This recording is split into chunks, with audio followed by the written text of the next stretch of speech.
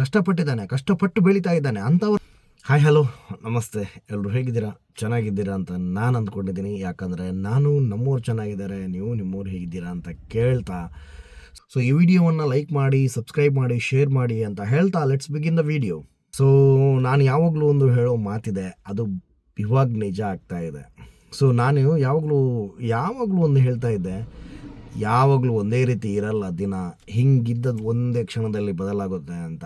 So ಇವಾಗ ಗಿಲ್ಲಿಯ situation ನೋಡಿದಾಗ 100% ಇದು ನಿಜ ಅಂತ ಅನ್ನಿಸುತ್ತೆ. ಯಾಕಂದರೆ ಮೊದಲು ಗಿಲ್ಲಿಯ ಒಂದು ಟ್ಯಾಟು ಹಾಕಿಸಿದಂಥ ಅಭಿಮಾನಿ ಗಿಲ್ಲಿಯ ವಿರುದ್ಧ ನಿಂತಿದ್ದಾರೆ. ಸೊ ಇಷ್ಟೇ ಕಾಲ, ಏನು ಗೊತ್ತಾ, ಯಾವತ್ತು ಒಂದೇ ರೀತಿ ಇರೋಲ್ಲ ಅನ್ನೋದಕ್ಕೆ ಕಾರಣ ಬೇಡ, ನಿಮ್ಮ ಏನೂ ಬೇಡ, ಕೇವಲ ಜನ ಸಾಕು.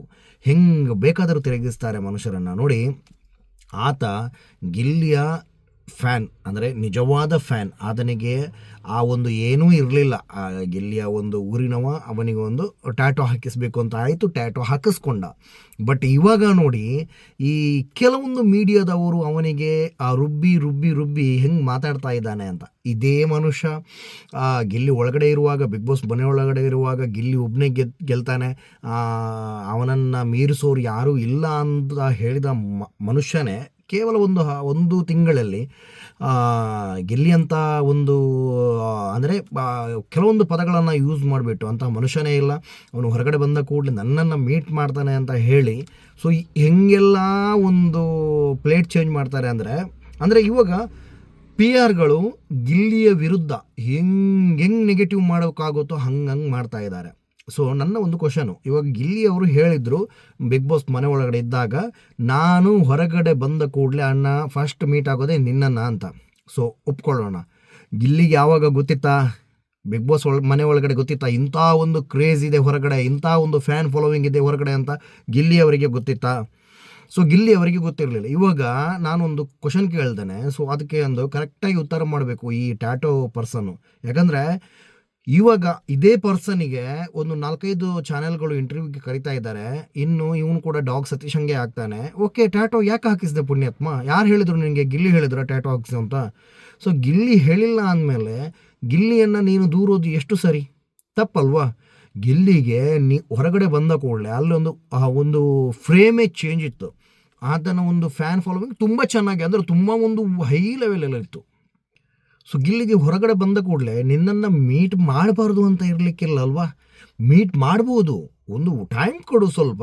ಅಲ್ಲಿ ಹೊರಗಡೆ ಬಂದ ಕೂಡಲೇ ದೊಡ್ಡ ಮನುಷ್ಯರೆಲ್ಲ ಕರಿತಾ ಇದ್ದಾರೆ ಆತನನ್ನು. ಸೊ ಸ್ವಲ್ಪ ಟೈಮ್ ಕೊಡು, ಅವನಿಗೆ ಸ್ಪೇಸ್ ಕೊಡು. ಯಾಕಂದರೆ ಅವನನ್ನು ಮೊನ್ನೆ ಒಂದು ವಿಡಿಯೋ ನೋಡಿದೆ, ಆತನಿಗೆ ನಿದ್ದೆ ಸರಿಕಟ್ಟಿಲ್ಲದೆ, ನಿದ್ದೆ ಏನೂ ಇಲ್ಲದೆ ಆತನ ಒಂದು ಫೇಸ್ ನೋಡಬೇಕಿತ್ತು. ಇವಾಗ ನಿನ್ನೆ ಕನಕಪುರದಲ್ಲಿ ಇದಿತ್ತು, ಉತ್ಸವ ಇತ್ತು. ಸೊ ಅಲ್ಲಿಗೂ ಕೂಡ ಬಂದಿದ್ದಾನೆ.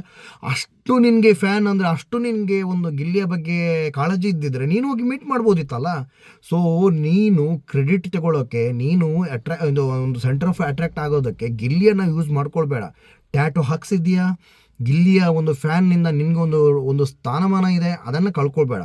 ಸೊ ಏನು ಗೊತ್ತಾ, ಈ ಕೆಲವೊಂದು PR-ಗಳು ಗಿಲ್ಲಿಯನ್ನು ನೆಗೆಟಿವ್ ಮಾಡಲಿಕ್ಕೆ ಯಾವ ರೀತಿ ಪ್ರಯತ್ನ ಪಡ್ತಾ ಇದ್ದಾರೆ ಅಂದರೆ, ಗಿಲ್ಲಿ ಇವಾಗ ಇವರಿಗೆ ಒಂದು ಹೆಂಗೆ ನಮ್ಮ ದರ್ಶನ್ ಅವರು ಇದ್ದಂಗೆ ಒಂದು TRP ಮೆಥಡ್ ಆಗಿ ಹೋಗ್ಬಿಟ್ಟಿದ್ದಾನೆ.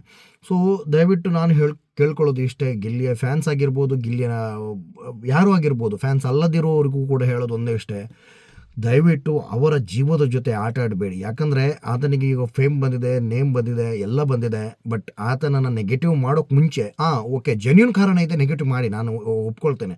ಬಟ್ ಇಂಥ ಒಂದು ಸಣ್ಣ ಮ್ಯಾಟ್ರಿಗೆ ನೆಗೆಟಿವ್ ಮಾಡೋಕ್ಕೆ ಹೋಗಬೇಡಿ. ಯಾಕಂದರೆ ಆತ ಬೆಳೀತಾ ಇದ್ದಾನೆ ರೀ, ಕಷ್ಟಪಟ್ಟು ಬೆಳೀತಾ ಇದ್ದಾನೆ. ಅಂಥವರನ್ನು ತುಳಿಯೋ ಪ್ರಯತ್ನ ಮಾಡಬೇಡಿ ಪ್ಲೀಸ್.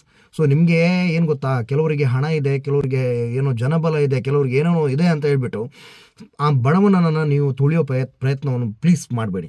ಸೊ ದಯವಿಟ್ಟು ಇದನ್ನೊಂದು ಅರ್ಥ ಮಾಡ್ಕೊಳ್ಳಿ ಅಂತ ಹೇಳ್ತೇನೆ.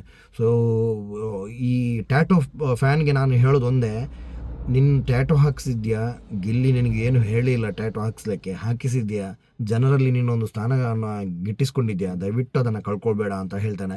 ಕೆಲವೊಂದು ಮೀಡಿಯಾಗಳು ಬಂದು ನಿನ್ನನ್ನು ಪ್ರೊವೋಕ್ ಮಾಡ್ಬೋದು, ಬಟ್ ಬದಲಾಗಬೇಡ ಅಂತ ಹೇಳ್ತಾ ಟೇಕ್ ಕೇರ್, ಬಾಯ್. ನೆಕ್ಸ್ಟ್ ವಿಡಿಯೋ ಜೊತೆ ಮತ್ತೆ ಸಿಗೋಣ. ಯಾರೆಲ್ಲ ಲೈಕ್ ಮಾಡಿಲ್ಲ, ಸಬ್ಸ್ಕ್ರೈಬ್ ಮಾಡಿಲ್ಲ, ದಯವಿಟ್ಟು ಸಬ್ಸ್ಕ್ರೈಬ್ ಮಾಡಿ ಅಂತ ಹೇಳ್ತಾ ಟೇಕ್ ಕೇರ್, ಬಾಯ್.